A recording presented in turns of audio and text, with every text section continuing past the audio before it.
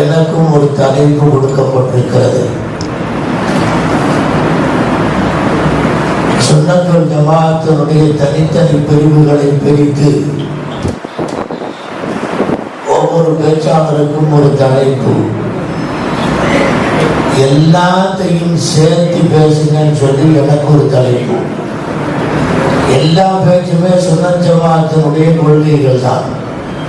சுன்னத் ஜமாஅத்தினுடைய கொள்கை கோட்பாடுகளை எல்லாம் நான் பேச வேண்டும் என்று சொன்னால் எல்லாருடைய பேச்சையும் நான் பேசினால்தான் என்னுடைய தலைப்பு பூர்த்தியாகும். சுமார் ஒரு 3 மணி நேரமாவது ஆகும். ஆனால் 40 நிமிடத்திற்குள்ளாக அதை உள்ளே புகுத்த வேண்டும். முடிந்தவரை ஒரு சிலரை மட்டும் சொல்லி நான் என்னுடைய உரையை நிறைவுக்கு கொண்டு வர விரும்புகின்றேன். இது ஒரு உரை வீச்சாக இருக்காது. உங்களுக்கு சில விஷயங்களை விளக்கி தர வேண்டும். கவனித்தால் விளங்கும் தௌஃபீக்கை அல்லாஹ் தந்தருள்வானாக. கண்ணியத்திற்குரியவர்களே, அஹ்லு சுன்னத் வல் ஜமாஅத் என்றால் என்ன? அவர்கள் யார்? அவர்களுக்கு எதிரானவர்கள் யார் என்ற விளக்கத்தை மட்டும் இங்கே சுருக்கமாக தெரிந்து கொள்ளலாம். இங்கே அஹ்லு சுன்னத் வல் ஜமாஅத் என்பதிலே 3 வார்த்தைகள் இடம்பெற்றிருக்கின்றன. அஹ்ல் என்பது உடையவர் என்று ஒரு பொருள், மனைவி என்று ஒரு பொருள், பின்பற்றக்கூடியவர்கள் என்று ஒரு பொருள். குடும்பம் என்ற அர்த்தத்தில் அல்லாஹ்வும் சொல்லி இருக்கிறான், இன்னஹு லைஸ மின் அஹ்லி. நூஹ் அலைஹிஸ்ஸலாம் அவர்களை பார்த்து சொன்னால், உங்களுடைய மகன் உங்களுடைய குடும்பத்தை சேர்ந்தவர்கள் அல்ல. அஹ்ல் என்ற வார்த்தை குடும்பத்திற்கு அல்லாஹ் பயன்படுத்தி இருக்கிறார். அதே நேரத்தில் அஹ்ல் என்ற வார்த்தை பின்பற்றக்கூடியவர்கள் என்ற அர்த்தத்திலும் பயன்படுத்தப்பட்டிருக்கிறது. அதுதான் இங்கே நாம் நினைவாக கொள்ள வேண்டும்.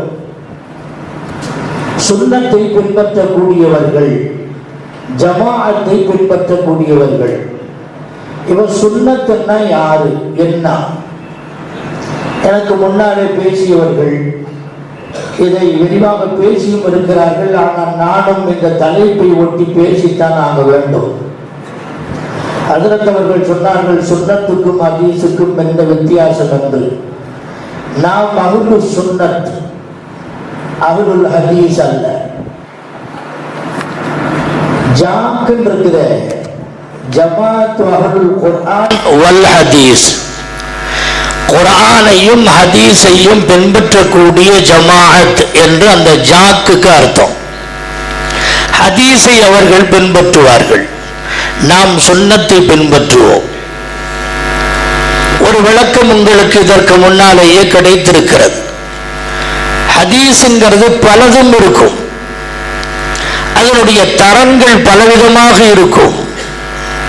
பெருமானார் ஸல்லல்லாஹு அலைஹி வஸல்லம் அவர்கள் நின்று கொண்டு சிறுநீர் கழித்தார்கள் என்பது ஹதீஸ், ஆனால் அது சுன்னத் அல்ல.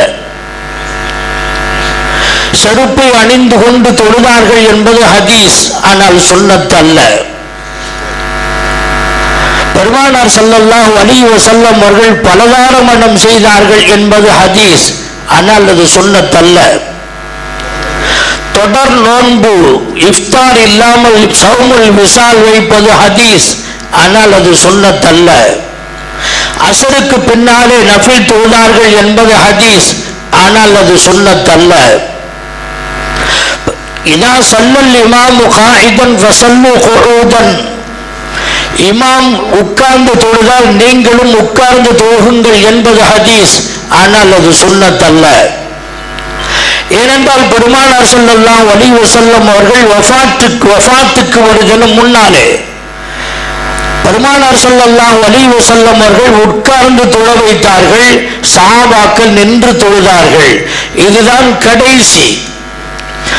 இமாம் ஹுமைதி, புகாரி ரஹ்மத்துல்லாஹி அலைஹி அவர்களுடைய உஸ்தாத் ஹுமைதி அவர்கள் அறிவிக்கின்றார்கள், 2 ஹதீஸுகள் முரண்பட்டு வருகின்ற போது இன்னமா யூஹது பில் ஆஹிரி ஃபல் ஆஹிரி, ஒரு ஹதீஸை பதிவு செய்துவிட்டு அதற்கு கீழே ஹுமைதி அவர்கள் எழுதுகிறார்கள், எது கடைசியோ அதைத்தான் பின்பற்றுவோம். இமாம் அபூ தாவூத் ரஹ்மத்துல்லாஹி அலைஹி அவர்கள் அறுபெரும் ஹதீஸ் கிரந்தங்களில் ஒன்றான அபூ தாவூதை எழுதிய இமாம் அபூ தாவூத் ரஹ்மத்துல்லாஹி அலைஹி அவர்கள் பாபு அக்லில் அஹ்மிஸ் சைதி என்று வேட்டை பொருளுடைய இறைச்சியை சாப்பிடுவது பற்றிய ஹதீசுகளை பதிவு செய்துவிட்டு ஒரு வாசகம் அங்கே எழுதுகிறார்கள். இதா தனாஸஅல் கபரானி அன் ரசூலில்லாஹி ஸல்லல்லாஹு அலைஹி வஸல்லம், நபி ஸல்லல்லாஹு அலைஹி வஸல்லம் அவர்களிடத்தில் இருந்து ரெண்டு ஹதீஸ் முன்னுக்கு பின் முரணாக வருமையானால், உட்கார்ந்து தொழுங்கன்னு ஒரு ஹதீஸ் வருது, இமாம் உட்கார்ந்து தொழும்போது நீங்க நில்லுங்க அப்படிங்கிறது நபி அவர்களுடைய செயலில் இருந்து தெரிகிறது. இப்படி வருகிற போது நன்சில் இலாமா அமில பிஹி அஸ்ஹாபுஹு, சஹாபாக்கள் எப்படி அமல் செய்தார்களோ அந்த இடத்திற்கு நாம் இறங்கி வருவோம். ஹதீஸ் ஒன்றாக இருக்கலாம், சஹாபாக்கள் அதன்படி அமல் செய்தார்களா என்று பார்க்க வேண்டும். சஹாபாக்கள் அமல் செய்தால் அது சுன்னத்துன் காயிமா. சுன்னத் என்றால் உங்களுக்கு தெரியும், நபி அவர்களால் நடத்தப்பட்ட அத்தரீகத்து அல் மஸ்லூகத்து அல் மர்லியத்து ஃபித்தீன், நபி ஸல்லல்லாஹு அலைஹி வஸல்லம் அவர்களால் நடந்து காட்டப்பட்ட வழிமுறை, அது அல்லாஹ்வாலும் ரசூலாலும் பொருந்தி கொள்ளப்பட்ட நடைமுறை எதுவோ வழிமுறை எதுவோ அதற்குத்தான் சுன்னத் என்று பெயர். சுன்னத்து மூணு சுன்னத் இருக்குது. நபி அவர்களுடைய சுன்னத் என்பது ஒன்று, குலஃபாவுர் ராஷிதீன்களுடைய சுன்னத் என்பது ஒன்று, சஹாபாக்களுடைய பொதுவாக சஹாபாக்களுடைய சுன்னத் என்பது ஒன்று. இந்த மூன்றும் சுன்னத்து தான். நாம் ஹதீஸை பின்பற்றக்கூடியவர்கள் அல்ல. ஹதீஸில் எது நடைமுறைப்படுத்தப்பட்டதோ, தொட்டு தொடர்ந்து எதை செய்யப்பட்டதோ அதற்கு பெயர் தான் சுன்னத்துல் காயிமா. இந்த அஹ்லு சுன்னத் என்பவர்கள் சுன்னத்த காயிமாவை பின்பற்றக்கூடியவர்கள். சொன்னார்கள் அல்லவா, தராவியை பெருமானார் ஸல்லல்லாஹு அலைஹி வஸல்லம் அவர்கள் விரும்பித்தான் தொழ வைத்தார்கள். ஃபர்லாகி விடுமோ என்று பயந்தார்கள். காரணம், அது வஹி இறங்கிக் கொண்டிருந்த காலம், அது அதற்கு வாய்ப்பு இருந்தது. உமர் இப்னு கத்தாப் ரலியல்லாஹு அன்ஹு அவர்கள் இந்த சூட்சுமத்தை புரிந்து கொண்டார்கள். இனி வஹி இறங்கி அதை ஃபர்லாக்கப்படுவதற்கான வாய்ப்பு இல்லை என்பதை விளங்கி நபி அவர்கள் எதை நடைமுறைப்படுத்தினார்களோ 3 நாட்கள் நடைமுறைப்படுத்தினார்களோ அதை தொட்டு தொடர்ந்து செய்தவர்கள் உமர் இப்னு கத்தாப் ரலியல்லாஹு அன்ஹு. இப்படி தொடர்ந்து வருகின்ற சுன்னத்திற்கு சுன்னத்துல் காயிமா என்று பெயர். இதற்கு பல்வேறு உதாரணங்களை காட்ட முடியும். அபூபக்கர் ரலியல்லாஹு அன்ஹு செய்தார்கள், உமர் ரலியல்லாஹு அன்ஹு அவர்கள் செய்தார்கள், உஸ்மான் ரலியல்லாஹு அன்ஹு செய்தார்கள், அலி ரலியல்லாஹு அன்ஹு அவர்கள் செய்தார்கள். எல்லா சஹாபாக்களும் எந்த சுன்னத்தை செய்து வருகின்றார்களோ அதற்கு சுன்னத்துல் காயிமா என்று பெயர். குர்ஆனை பின்பற்றக்கூடியவர்கள் நாம் அதனுடைய விளக்கங்களை தன்னுடைய வாழ்வாலும் வாக்காலும் நடைமுறைப்படுத்தி காட்டிய பெருமானார் ஸல்லல்லாஹு அலைஹி வஸல்லம் சுன்னத்தை பின்பற்றக்கூடியவர்கள் நாம். ஹதீஸ்ங்கிறது பலகீனமான ஹதீஸ் இருக்கும், புனையப்பட்ட ஹதீஸாகவும் இருக்கும், இட்டுக்கட்டாக புனையப்பட்ட பொய்யான ஹதீஸ்கள் இருக்கும், பொய் சொன்னவர் அறிவிக்கக்கூடிய ஹதீஸாக இருக்கும், பொய் சொல்லுவாரோ என்று சந்தேகிக்கப்பட்டவருடைய ஹதீஸாக இருக்கும். அறிமுகமில்லாத ஒரு ஆள் அறிவிக்கிறார் என்றால் அதுவும் பலகீனமான ஹதீஸாக இருக்கும். அறிவிப்பாளர்களுடைய தொடரிலே யாராவது 2 பேர் விழுந்து விட்டார்கள், காணோமே என்று சொன்னால் அந்த ஹதீஸுக்கு முன்கத்தி என்று பெயர். தொடர் துண்டிக்கப்பட்டிருக்கிறது, அது பலகீனமான ஹதீஸ். வார்த்தைகள் என்ன பயன்படுத்தினார்கள் என்று தெரியாமல் சொல்லிக் கொடுக்கப்பட்ட ஹதீஸ் இருக்கிறது. இதில் பதற்றம் நிலவுகிறது, அறிவிப்பாளருக்கு தடுமாற்றம் நிகழ்கிறது. இப்படி பல வகையான ஹதீஸுகள். ஹதீஸுகளை எல்லாம் சேர்க்கிறது எப்படின்னா வெறும் ஹதீஸ் வச்சுக்க வேண்டியதான். மெடிக்கல் ஒருத்தன் வச்சிருக்கிறான், அல்லது மூலிகை மருந்துகள் எல்லாம் சேர்த்து ஒரு வைத்தியன் அல்ல, ஒரு மருந்து கடை வச்சிருக்கான். ஆனா எந்த மருந்து யாருக்கு கொடுக்க வேண்டும், எவ்வளவு கொடுக்க வேண்டும், எப்போது சாப்பிட வேண்டும், எப்படி சாப்பிட வேண்டும் என்பதை வைத்தியன் அறிவான், டாக்டர் அறிவான். வெறும் மெடிக்கல் வச்சிட்டு இருக்கிறவன் உள்ள சாப்பிட வேண்டிய மருந்த மேல தடவுறது சொல்லுவான். மேல தடவ வேண்டிய தைலத்தை உள்ள சாப்பிடுன்னு சொல்றதுக்கு வாய்ப்பு இருக்குது. உயிருக்கே உலை வைத்து விடும். எதை சாப்பிட வேண்டும், எப்படி சாப்பிட வேண்டும், எப்பொழுது சாப்பிட வேண்டும் என்று விளங்கியவன் டாக்டராக இருப்பான், வைத்தியராக இருப்பான். எனவே ஹதீஸ்களை மட்டும் வைத்துக் கொண்டிருப்பவன் மெடிக்கல் ஷாப் வைத்திருப்பவனை போலத்தான். வெறும் ஹதீஸை பின்பற்றக்கூடியவர்கள் அந்த ஹதீஸுடைய தரம் என்ன என்பதை புரிய மாட்டார்கள். ஹதீஸுடைய முந்தியது எது, பிந்தியது என்பதை புரிய மாட்டார்கள். ரெண்டு ஹதீஸும் ஒன்றுக்கொன்று முரண்படுகின்ற போது எப்படி அமல் செய்வது என்ற விவரத்தை அறியாதவர்களாக இருப்பார்கள். இவர்கள் தான் அஹ்லுல் ஹதீஸ். நாம் அஹ்லுல் ஹதீஸ் அல்ல, நாம் அஹ்லு சுன்னah. அஹ்லுல் ஹதீஸ் அல்ல. பைத்துல் முகத்தஸை பார்த்து நபி அவர்கள் தொழுதார்கள் என்பது ஹதீஸ் தான். அதால் நடைமுறைப்படுத்தப்பட்ட சுன்னத் அல்ல. நாம் அப்படி தொழுகக்கூடாது. நபி அவர்களுடைய தொடை தெரிந்தது, ஹதீஸ் இருக்கிறது, ஆனால் அது சுன்னத் அல்ல. இப்படி ஏராளமான ஹதீஸ்களை சொல்லிக்கொண்டே போகலாம். ஹதீஸ் தானே தவிர அது சுன்னத் அல்ல. நம்ம யாரு? அஹ்லுல் ஹதீஸா, அஹ்லு சுன்னத்தா? அஹ்லு சுன்னah. சுன்னன்னு சொன்னா சுன்னத்து காயிமா, நிரந்தரமாக சஹாபாக்களால் நடைமுறைப்படுத்தப்பட்ட சுன்னத்தை பின்பற்றக்கூடியவர்கள். ஏதோ ஒரு காலத்தில் ஏதோ ஒரு காரணத்தினால் செய்தார்கள், அதற்கு பின்னாலே அது செய்யப்பட்டு விட்டது, அந்த சட்டம் மாற்றப்பட்டு விட்டது என்றால் அது சுன்னத்தாக ஆகாது. இதை விளங்க வேண்டும். அஹ்லு சுன்னத் என்று சொல்லப்படுகின்றவர்கள் யார் என்பது. சுன்னத் நபி ஒன்று, அதற்கடுத்து சுன்னத்துல் குலஃபாஉர் ராஷிதீன். குலஃபாய ராஷிதீன்கள் என்பவர்கள் யார்? அபூ பக்கர், உமர், உஸ்மான், அலி ரலியல்லாஹு அன்ஹும். இவர்கள் இந்த 4 பேரை பற்றியும் சொன்னார்கள். மை யஇஷ் மின்கும் மின் பாதி ஃபஸயரா இக்திலாஃபன் கஸீரா.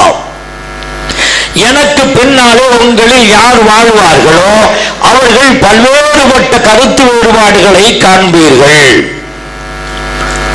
எனக்கு பின்னால் அந்த காலகட்டத்தில் ஃபஅலைக்கும் பிசுன்னதி வசுன்னத்தில் குலஃபாஇர் ராஷிதீன். அப்போது என்னுடைய சுன்னத்தையும் பின்பற்றுங்கள். நேர்வழி பெற்ற சஹாபாக்களுடைய சுன்னத்தையும் பின்பற்றுங்கள். தமஸ்ஸகு அலைஹா, அதை நீங்கள் பற்றி பிடியுங்கள். வஅல்லு அலைஹா பின் நவாஜிதி, கடவாய் பற்களால் அதை கட்டியாக பிடித்துக் கொள்ளுங்கள். உலமாக்களுக்கு தெரியும் தமஸ்ஸகு அலைஹாண்டு ஏன் சொன்னாங்க, அலைஹிமாண்டு ஏன் சொல்லல. அந்த சஹாபாக்களுடைய சுன்னத்தை அழுத்தமாக பிடியுங்கள் என்று சொன்ன பெருமானார் ஸல்லல்லாஹு அலைஹி வஸல்லம் எங்கள் 2 பேருடைய சுன்னத்தையும் பின்பற்றுங்கள் என்று அலைஹிமா என்ற வார்த்தை ஏன் சொல்லவில்லை என்றால், நபி அவருடைய சுன்னத்தை பின்பற்றுவது எந்த அளவுக்கு முக்கியத்துவம் பெறுகிறதோ அதே முக்கியத்துவம் சஹாபாக்களுடைய குலஃபாக்களுடைய சுன்னத்தை பின்பற்றுவதிலும் இருக்கிறது என்பதை பெருமானார் ஸல்லல்லாஹு அலைஹி வஸல்லம் அவர்கள் அந்த வார்த்தையிலே வைத்திருக்கிறார்கள், அழுத்தமாக சொல்லுகிறார்கள். தராவி எல்லாம் இதுலதான் வரும். சரி, சஹாபாக்கள் குலஃபாக்களுடைய வழியை பின்பற்ற வேண்டும் என்று சொன்னால் ஹதீஸுக்கு முரண்பட்டதா? இல்லை, எங்குமே முரண்பாடு இருக்காது. இந்த ஹதீஸை பலகீனம் என்று சொல்லி தட்டி கழிக்கவும் முடியாது. இந்த ஹதீஸ் 22 சஹாபாக்கள் அறிவிக்கின்றார்கள். 22 பேர் அல்ல, 22 சஹாபிகள். ஒவ்வொரு சஹாபிக்கும் பல 100 பேர் அறிவிப்பாளர்கள் இருப்பார்கள். அவர்களுடைய மாணவர்கள் 11 பேர் இருப்பார்கள். ஒரு சஹாபியில் இருந்து வந்த ஹதீஸை பல ஆயிரம் பேர் ரிவாயத்து செய்கின்ற போது 22 சஹாபிகளிடத்தில் இருந்து வந்த ஹதீஸை பல்லாயிரக்கணக்கான பேர் அறிவிக்கின்றார்கள் என்று சொன்னால் எப்படி அது பலகீனமாக ஆக முடியும்? எனக்கு பின்னாலே நீங்கள் இவர்களை பின்பற்றுங்கள் என்றால் அப்படி பின்பற்றுவதால் அவர்களுக்கு நாம் செய்கின்ற நன்றி ஆக முடியும். ஒருத்தன் சொல்றான், என் மௌத்துக்கு பின்னால நிக்கா விஷயத்துல உன்னுடைய சின்னத்தா என்ன சொல்றாரோ, என்னுடைய தம்பி என்ன சொல்றாரோ அது மாதிரியே நீயும் கேட்டுக்கு நடந்துக்குப்பா என்று சொல்லிட்டு மூத்தாயிட்டார். மௌத்தான பின்னால அவரு சொல்றத நான் என்ன கேட்கணும்? நமக்கு அறிவு இருக்குது, நமக்கு வழங்கக்கூடிய சக்தி இருக்குது. அதனால வேற யாரையாவது அவன் பார்த்து அவனாகவே நிக்காக முடிச்சுக்கிட்டான். இது மரண தருவாயிலே தன்னுடைய தந்தை செய்த வசியத்துக்கு முரண்படுகின்ற போது இது தான் தந்தைக்கு செய்கின்ற துரோகம் என்று விளங்குகிறோம் அல்லவா? அதே மாதிரி தான் பெருமானார் ஸல்லல்லாஹு அலைஹி வஸல்லம் அவர்கள் சொல்லி சென்ற ஒன்று, என்னுடைய சஹாபாக்களில் கலீஃபாக்களை பின்பற்றுங்கள். அது யாராக இருந்தாலும் சரி, அபூபக்கர் ரலியல்லாஹு அன்ஹுவுடைய சுன்னத் இருக்கிறது, உமர் ரலியல்லாஹு அன்ஹுவுடைய சுன்னத் இருக்கிறது, அதே போல உஸ்மான் ரலியல்லாஹு அன்ஹு, அலி ரலியல்லாஹு அன்ஹுவுடைய சுன்னத்துகள். ஆனால் சுருக்கமான இந்த நேரத்தில் எல்லாவற்றையும் விவரமாக பேச முடியவில்லை என்பதனால் சுருக்கமாக சொல்லுகின்றேன். நபி அவர்களுடைய வழிமுறையும் சஹாபாக்களுடைய வழிமுறையும் முரண்படுவது இல்லை என்று சொன்னாலும் கூட, நபி அவர்கள் சுன்னத்துல் ஜமாஅத் என்று சொன்னால் மா அனா அலைஹி வ அஸ்ஹாபி, நாங்கள் எதில் இருந்தோம் என்று சொல்லவில்லை. நான் எந்த வழியில் இருந்தேனோ அந்த வழியும், என்னுடைய சஹாபிகள் தோழர்கள் எதன் மீது இருந்தார்களோ அந்த வழியையும் நீங்கள் பின்பற்றுங்கள். அப்படின்னு சொன்னா என்னுடைய சஹாபிகள் என்னுடைய சுன்னத்தல்லாத வேறொரு சுன்னத்தை உங்களுக்கு சொன்னால் அவர்கள் என்னுடைய வாழ்க்கையிலிருந்து எடுத்து அறிந்து உங்களுக்கு விளம்பி இருக்கிறார்கள், அதை பின்பற்றுங்கள். அதான் அர்த்தம். அதுக்கு இது சுன்னத்தை சஹாபா. சஹாபாக்களை பின்பற்றினால் நமக்கு நேர்வழி உண்டு.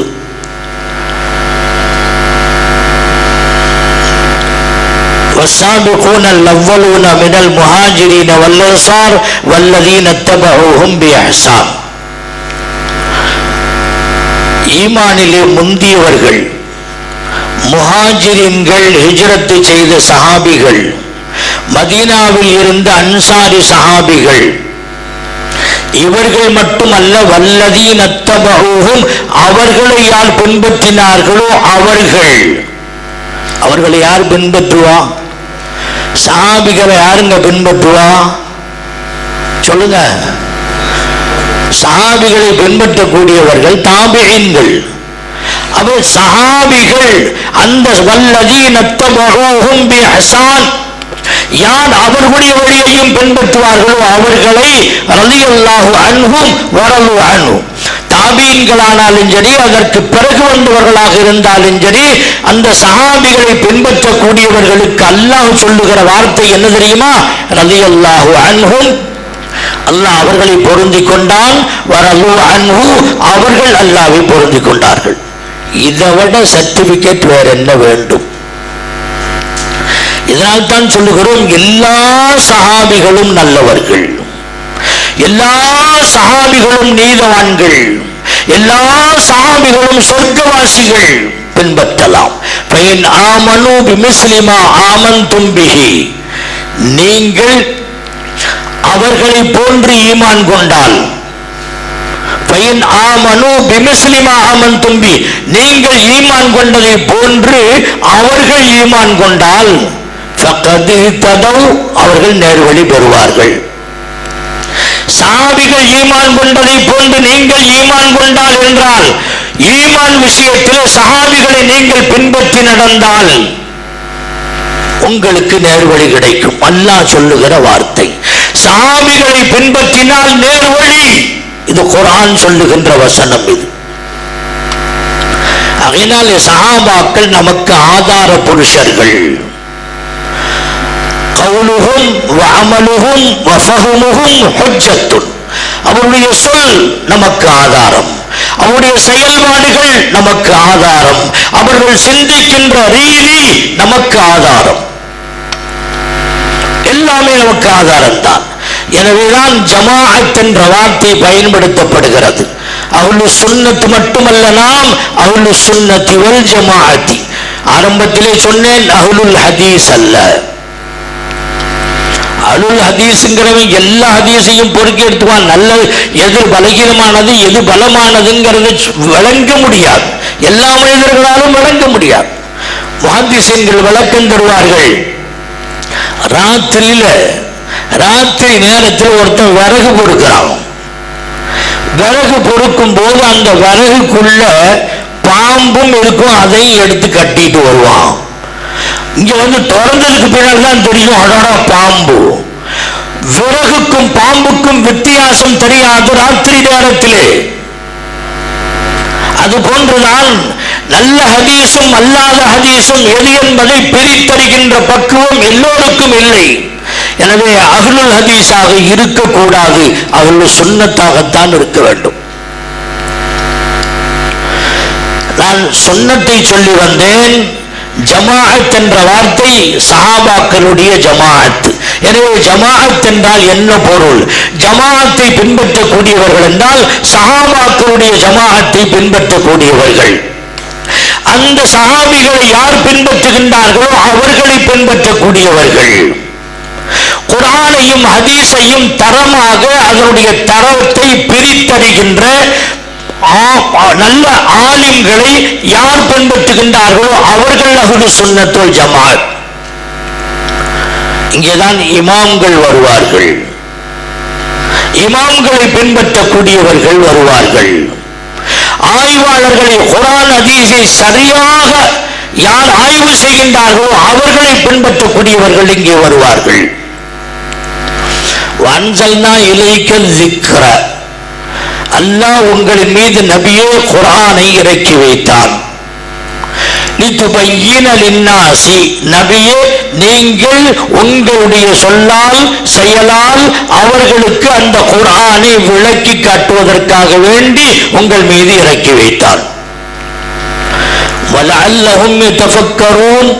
அவர்கள் ஆய்வு செய்து விளங்குவதற்காக வேண்டி. 3 விஷயம் நல்லா கவனிங்க.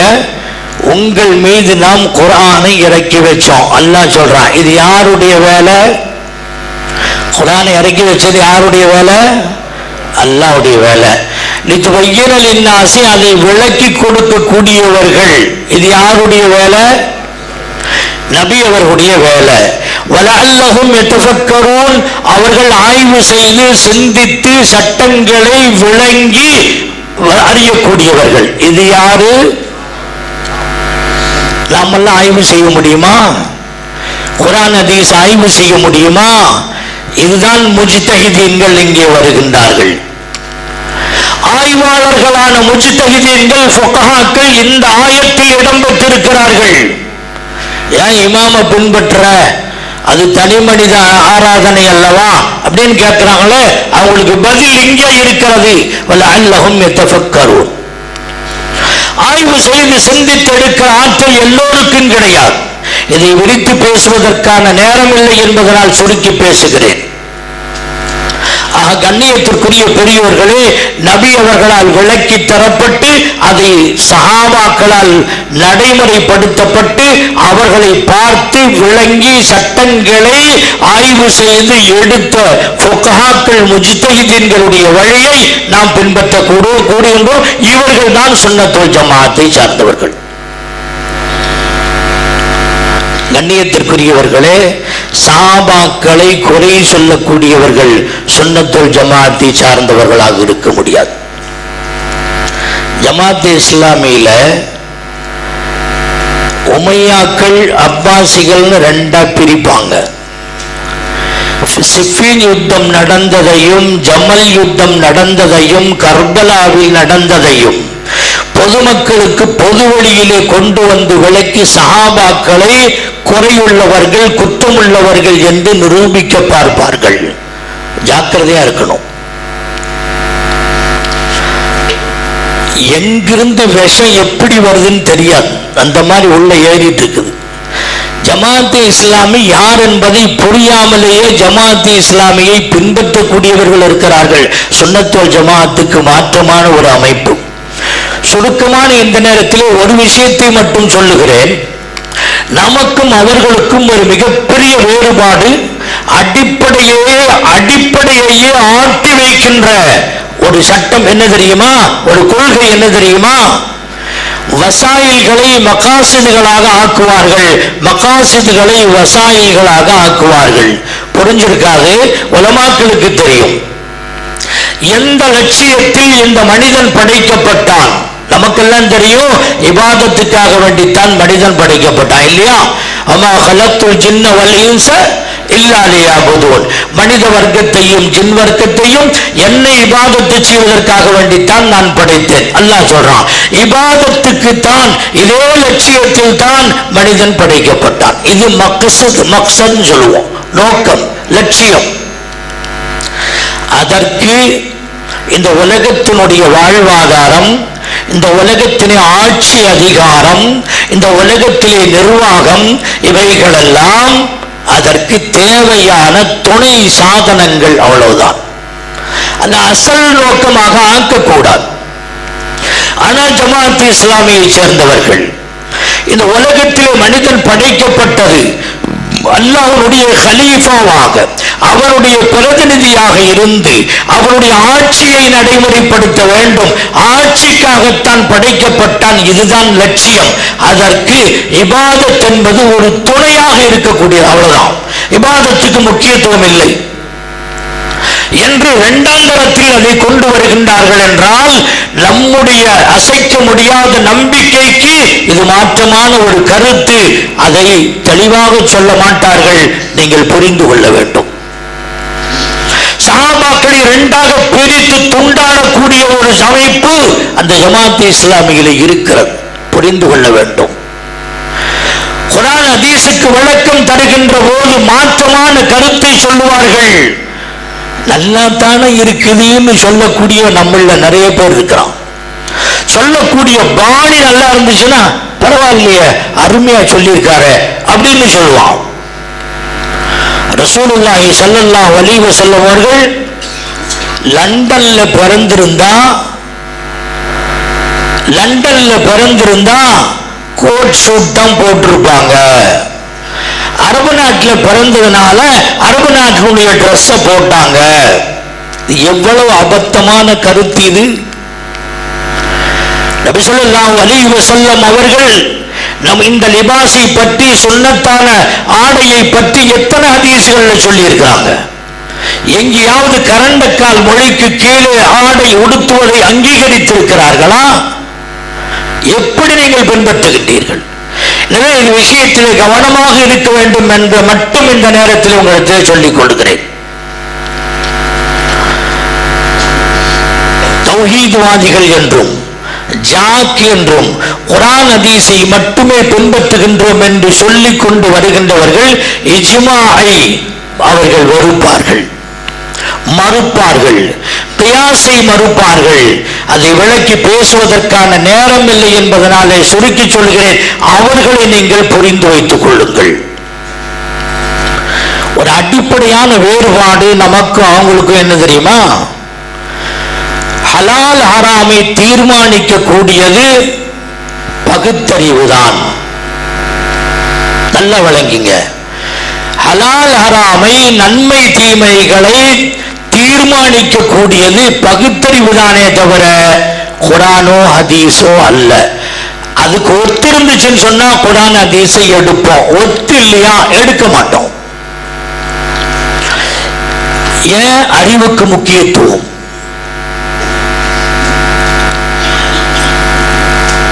திடீர்னு தடியை தூக்கி போட்டாங்க, அது பாம்பா மாறிச்சு. அறிவு ஒத்துக்க மாட்டேங்குது, மறுக்கிறான். மூசா அலைஹிஸ்ஸலாம் அவர்கள் தன்னுடைய தடியை அடித்தார்கள், 12 ஊற்றுக்கள் பெருக்கெடுத்து ஓடின. அறிவு ஒத்துக்க மாட்டேங்குது, மறுக்கிறான். அதுக்கு வேறொரு கருத்தை சொல்லுகிறான். தெளிவா சொல்றாங்க, சயின்ஸ் என்ன சொல்லுது அதை பாரு. சயின்ஸுக்கு முக்கியத்துவம் கொடு என்று சொன்னால் அறிவுக்கு முக்கியத்துவம் கொடுத்து விட்டு குர்ஆனை புறந்தள்ளுகின்ற வேலை எவ்வளவு அபத்தமான ஒன்று இது. அதாவது ஒரு அடிப்படையான விஷயம் நமக்கு, நம்ம சுன்னத்துல் ஜமாஅத்தினை யாருன்னு விளங்கினுங்கிறதுக்காக வேண்டி சொல்றேன். இதுல மாத்துரிதியாக்கள், அஷ்அரியாக்கள், முஅத்தஸிலாக்கள், முஅத்தஸிலான்னு சொன்னா அந்த காலத்து வஹாபின்னு அர்த்தம். லாஹிரியான்னு சொன்னா அந்த காலத்து வஹாபின்னு அர்த்தம். அவர்களுடைய கருத்து தான் இது. அல் ஹாக்கிமு பில் ஹுஸ்னி வல் குப்ஹி வல் அக்லு, நல்லதையும் கெட்டதையும் தீர்மானிக்கக்கூடியது பகுத்தறிவுதான். இதே ஜாக்கிர் நாயக்கை மிகப்பெரிய வழிகாட்டி என்று ஏற்றுக்கொள்ளுகின்றவர்கள் பல பேர் இருக்கிறார்கள். அவர் ஒரு சிந்தனையாளர் தான், நல்ல கருத்தை கொண்டவர் தான். ஆனால் அவருடைய அகீதாவிலே கோளாறு இருக்கிறது. சயின்ஸும் குர்ஆனுடைய வசனமும் மாறுபடுகின்ற போது சயின்ஸுக்கு முக்கியத்துவம் கொடுக்க வேண்டும் என்று சொல்லுகின்ற இந்த கருத்து அஹ்லுஸ் சுன்னத் வல் ஜமாஅத்துடைய அடிப்படையே தகர்த்துவிடும். ஏற்றுக்கொள்ள முடியாததை. சயின்ஸ் ஒரு காலத்தில் ஒண்ணு சொன்னா, இன்னொரு காலத்தில் வேற ஒண்ணு சொன்னா. அஹ்லுஸ் சுன்னத் வல் ஜமாஅத்துடைய கொள்கையிலே ஒன்று, அல்லாஹ் ஜல்ல ஷானு வ தஆலா ஒரு காரணத்தை படைக்கின்ற போது காரியத்தையும் படைத்து விடுவார். அப்படின்னா என்ன? இப்ப நெருப்பு இருக்குது, நெருப்புக்கு ஒரு தன்மை என்ன? அது சுட்டு கரிச்சிடும். கரிக்கும் தன்மை நெருப்புக்கு உண்டு. நெருப்பு உண்டு, கரிக்கல, இது அறிவுக்கு ஒத்துவல்ல. இப்ராஹிம் அலைஹிஸ்ஸலாம தூக்கி நெருப்பு குண்டத்துல போட்டாங்க. நெருப்பு எரிஞ்சிட்டு இருக்குது. பல நாள், நீண்ட நாள் எரிக்கப்பட்டு தயார் செய்யப்பட்ட நெருப்பு குண்டம். அதுல இப்ராஹிம் அலைஹிஸ்ஸலாம தூக்கி போட்டாங்க. அந்த நெருப்பு எரிக்கல. அறிவு ஒத்துக்க மாட்டேங்குது, சயின்ஸ் ஒத்துக்க மாட்டேங்குது, புறந்தள்ளிட்டான். வேற ஒரு கருத்தை சொல்றான். தண்ணிக்கு ஓடுகின்ற தன்மை உண்டு. ஆனால் அந்த தண்ணீர் மூசா அலைஹிஸ்ஸலாம் அவர்கள் இறங்கிய போது அது கல்லாக மாறியது, பாறையாக மாறியது. ஃபிரௌன் இறங்கிய போது அந்த தண்ணீர் ஓட ஆரம்பித்தது, மூழ்கடிக்கப்பட்டான். குர்ஆன் சொல்லுகிறது, ஆனால் அறிவு ஏற்க மறுக்கிறது. எனவே அதை மறுக்கிறான். கத்திக்கு அறுக்கும் தன்மை உண்டு. இப்ராஹிம் அலைஹிஸ்ஸலாம் அவர்கள் இஸ்மாயில் அலைஹிஸ்ஸலாம் அவர்களை அறுத்தார்கள். ஆனால் அந்த கத்தி அறுக்கவில்லை. கத்தியை படைக்கின்ற போது அறுக்கும் தன்மையையும் அல்லாஹ் படைத்து வைத்திருக்கிறான். சுன்னத் வல் ஜமாஅத்துடைய கொள்கை என்ன? இந்த ஒவ்வொரு பொருளுடைய தன்மையும் அதோடு சேர்த்து படைக்கப்பட்டிருந்தாலும் தேவைப்படுகின்ற போது அதை செயல்படுத்துவான் அல்லாஹ். தேவையில்லாத நேரத்தில் அந்த சக்தியை அல்லாஹ் அதிலிருந்து பிடுங்கிக் கொள்ளுவான். கத்திக்கு அறுக்கும் சக்தியை கொடுத்தவனும் அவன்தான், பிடுங்கக்கூடியவனும் அவன்தான். தண்ணீருக்கு ஓடும் சக்தியை கொடுத்தவனும் அவன்தான், அதை பிடுங்கக்கூடியவனும் அவன்தான். நெருப்புக்கு கரிக்கும் சக்தியை கொடுத்தவனும் அவன்தான், அதை வேண்டாம் என்று கூனு பர்தன் வசலாம் அன்னலா இப்ராஹிம் என்று பறித்துக் கொண்டவனும் அவன்தான். உலமாக்களிடத்திலே சொல்லுகிறேன், சபபுக்கும் முசப்பபுக்கும் உள்ள தொடர்பு லாசிம் அல்ல. சபப் இருந்தால் முசப்பப் வரும், இல்லத்திருந்தால் மாலூல் வரும் என்ற கருத்து ஏற்றுக்கொள்ளக்கூடியதல்ல. சொல்லுவார்கள், அல் இல்லத்து லா ததகல்லஃபு அனில் மாலூலி. ஐசக் நியூட்டன் என்று ஒரு விஞ்ஞானி, மிகப்பெரிய விஞ்ஞானி, அவருடைய 3 தத்துவங்கள் உலக பிரசித்தி பெற்ற தத்துவங்கள். அவருடைய கருத்து, காரணம் இருந்தால் காரியம் வெளியிலே வர வேண்டும்.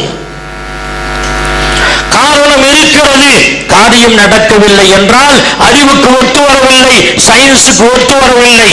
அது ஐசக் நியூட்டனுடைய கருத்தை தான் இவர்கள் தூக்கி பிடிக்கிறார்கள், இந்த வஹாபிகள்.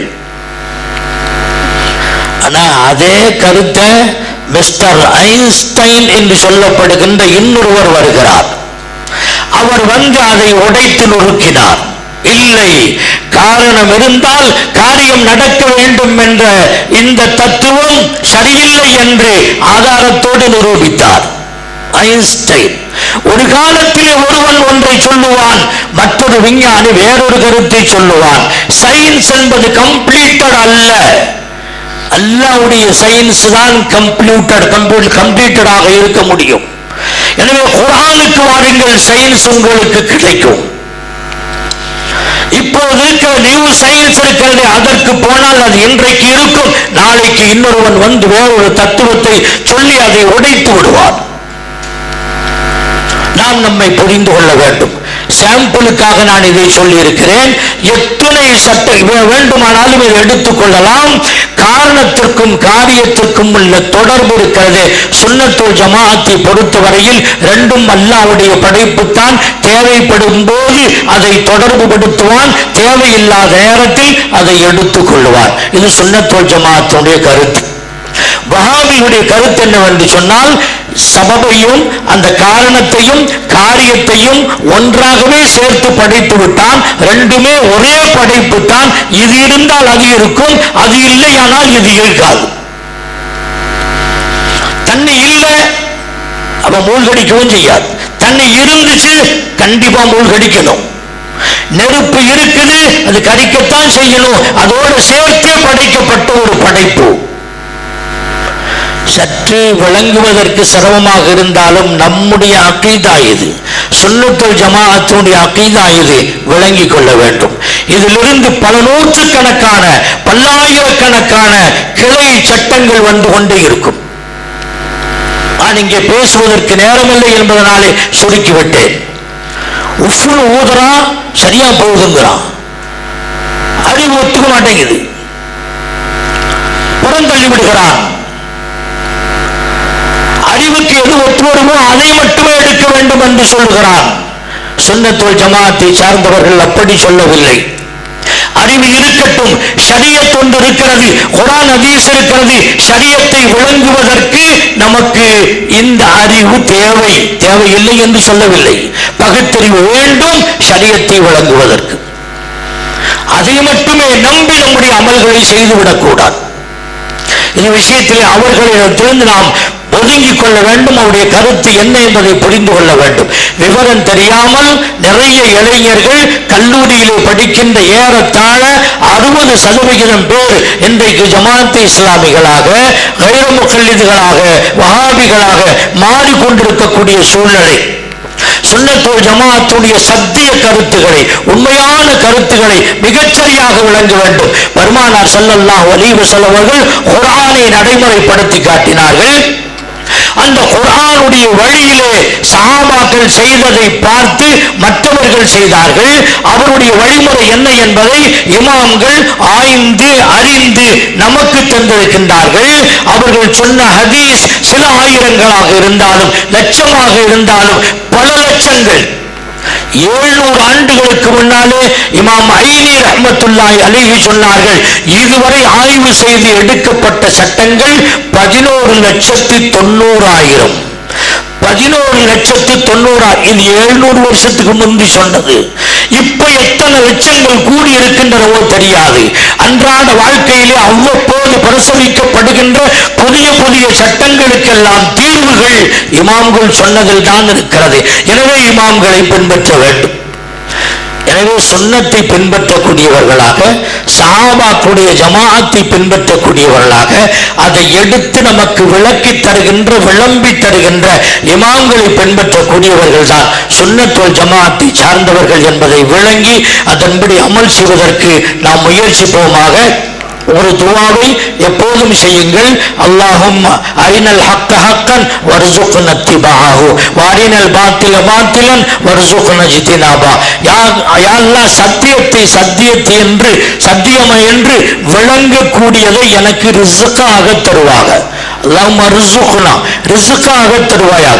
ரிஸ்க் என்ற வார்த்தையை பயன்படுத்துவதனுடைய காரணம் என்னவென்று சொன்னால், ரிஸ்க் முடிகிற வரை மௌத்து வராது. ரிஸ்க் முடிகிற வரை மௌத்து வராது.